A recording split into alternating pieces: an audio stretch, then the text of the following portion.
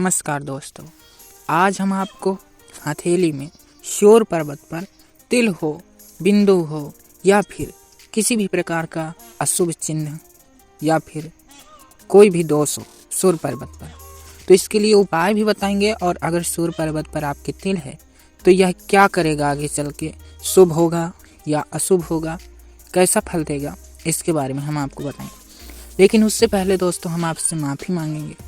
गलती यह है कि हमने पिछला जो वीडियो डाला था हृदय रेखा के बारे में, उसमें थोड़ा म्यूजिक, बैकग्राउंड म्यूजिक जो था दोस्तों, उसकी आवाज़ तेज़ हो गई थी, जिसके वजह से हमारे प्रिय लोगों को, हमारे दोस्तों को सुनने में दिक्कत हुई। तो उनका तो बहुत ही बड़ा उपकार है हमारे ऊपर, जिन्होंने हमें कमेंट करके बता दिया ताकि हम जान सकें। उन्हीं के कारण से हम अपनी गलती को जान सकें।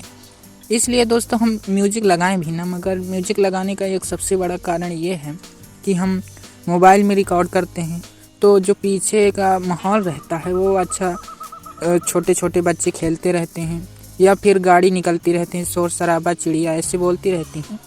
इसके कारण से हम बैकग्राउंड म्यूजिक लगा देते हैं ताकि थोड़ा पीछे से ध्यान आपका हटे और हमारी बातें आपको सुनाई दे। लेकिन उल्टा हो गया दोस्तों, आवाज़ तेज़ हो गई, इसके लिए हम आपसे सभी से क्षमा मांगते हैं। अब दोस्तों हम बात करते हैं शोर पर्वत पर अगर तिल है आपके। दोस्तों उससे पहले हम यह बता दें आपको कि पर्वतों का महत्व क्या है। अगर आप महत्व जान गए, उनकी विशेषताएँ जान गए, तो बहुत ही सरल हो जाएगा।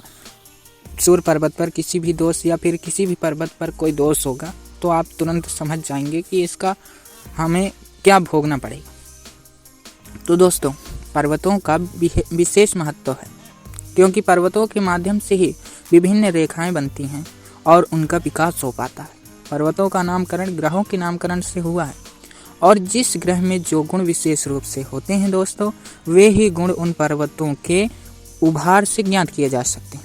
उदाहरणार्थ सूर्य सामान्य प्रसिद्धि, यश आदि का कारक ग्रह है।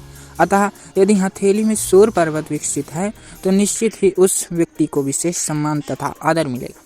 परंतु यदि हथेली में सूर्य पर्वत का विकास नहीं हुआ है तो वह व्यक्ति भले ही कितने ही ऊंचे स्तर पर पहुंच जाए, उसको वांछनीय सम्मान अथवा ख्याति नहीं मिल पाती।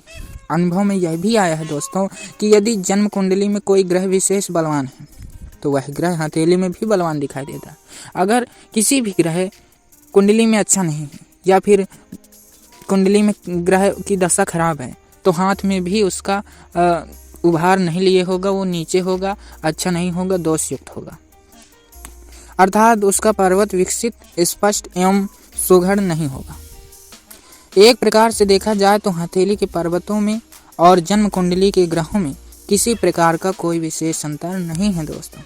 इसीलिए कहा जाता है कि हथेली की रेखाओं और पर्वतों का अध्ययन करने से व्यक्ति की जन्म कुंडली बनाई जा सकती है। दोस्तों ज्योतिष शास्त्र का ही हिस्सा है हस्तरेखा विज्ञान, हस्तरेखा शास्त्र, यह सब ज्योतिष के ही हिस्से हैं दोस्तों। यह या तो आप कुंडली से भी अपने पूरे भविष्य का और आगे क्या होगा, दुख कष्ट सब जान सकते हैं, और हाथों में भी वही होता है। तो दोस्तों अब हम आपको बताएंगे कि अगर हथेली पर सूर्य पर्वत पर तिल है तो क्या होता है। दोस्तों अगर सूर्य पर्वत पर तिल है ना, तो यह मान और सम्मान के लिए शुभ नहीं होता। क्योंकि देखिए दोस्तों, सूर्य पर्वत का काम ही है कि मान, सम्मान, प्रतिष्ठा, यश, कीर्ति, यह सब सूर्य पर्वत से ही मिलते हैं। यह सब सूर्य पर्वत के गुण हैं दोस्तों। तो जिसका सूर्य पर्वत अच्छा होता है वो बहुत ही आगे चल के भविष्य में उसको बहुत ही सम्मान, यश, बहुत बड़े पद पर प्रतिष्ठित होता है दोस्तों। इसीलिए अगर सूर्य पर्वत पर तिल है तो व्यक्ति को समाज में अपमान का सामना भी करना पड़ सकता है दोस्तों। किसी भी तरीके से, किसी भी वजह से अगर सूर्य पर्वत पर अगर तिल है तो कभी भी कहीं भी मान सम्मान पर, या फिर आप अगर कोई बड़ा सा बिजनेस करते हैं तो उसमें घाटा लगने की वजह से आपको रुपए मांगने पड़े, या किसी भी प्रकार से कोई भी ऐसा काम हो जाए जिसकी वजह से आपके यश, आपकी कीर्ति, आपके मान सम्मान पर कमी आ जाए, तो एक प्रकार से देखा जाए तो सूर्य पर्वत पर तिल अच्छा नहीं होता दोस्तों। शनि पर्वत पर अगर जैसे तिल है ना, तो शनि पर्वत पर तिल अच्छा माना जाता है, लेकिन बस एक कमी यह रहती है कि अगर शनि पर्वत पर तिल है तो जल और पानी से खतरा रहता है। और गुरु पर्वत पर तिल दोस्तों अच्छा माना जाता है। सभी पर्वतों पर तिल हो तो जरूरी नहीं कि अच्छा होगा, और विशेषकर सूर्य पर्वत पर अगर तिल है तो यह बहुत ही अशुभ चिन्ह है। इसका भी हम दोस्तों आपको उपाय भी बताएंगे।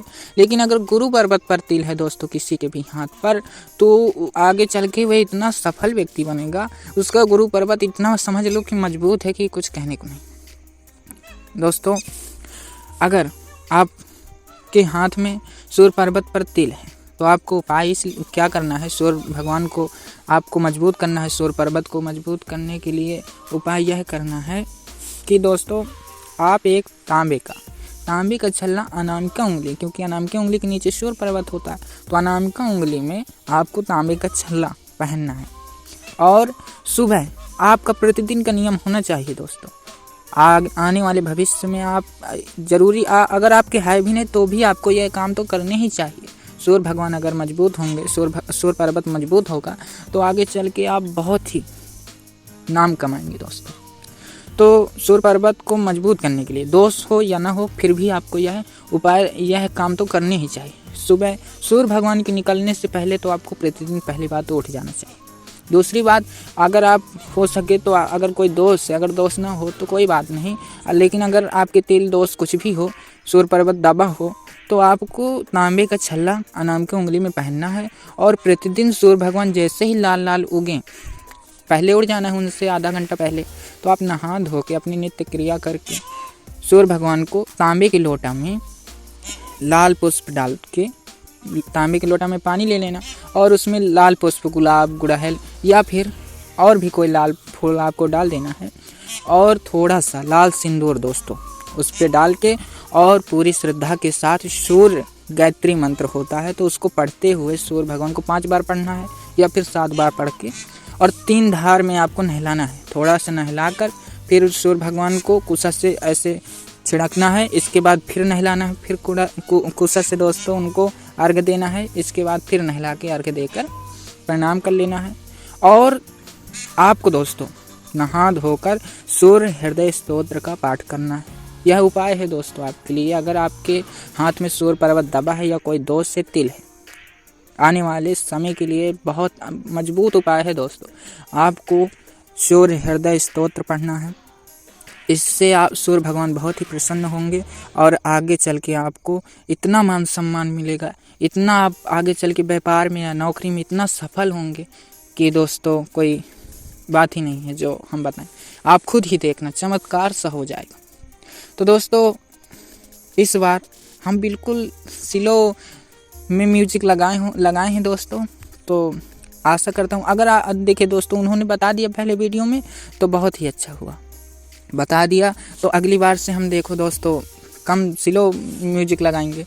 लेकिन अगर बताते नहीं तो उतना ही हो सकता है किसी में और तेज़ भी हो जाता, तो उन्होंने बता के बहुत बड़ा उपकार किया। तो अगर आपको किसी भी प्रकार की आवाज़ सुनने में या फिर स्क्रीन में या फिर किसी भी प्रकार की वीडियो में दिक्कत है, आपको सुनने में दिक्कत है, किसी भी प्रकार का आप समझ नहीं पा रहे हैं, तो आप कमेंट कर सकते हैं।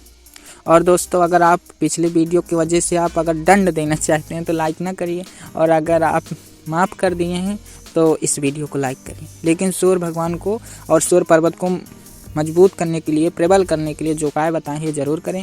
सूर्य भगवान को एक लोटा जल दें। और हाँ दोस्तों ध्यान ये रखना है कि जब सूर्य भगवान को आप तांबे के लोटा से जल दे रहे हैं, उनको नहला रहे हैं, तो वो जो छींटे हों, जैसे आप नहलाएंगे तो छींटे पड़ेंगे तो आपके पैर पे नहीं पड़ने चाहिए, आपको थोड़ा सा ऊंचे से आपको नहलाना है, पानी नीचे गिरना चाहिए ताकि आपके पैर में ना पड़े। या फिर आपको तुलसी में नहला देंगे तो हो सकता है पानी नहीं पड़ता। तो आपको यह बात ध्यान रखना है, पानी छींटे नहीं पड़ने चाहिए आपके पैर पर।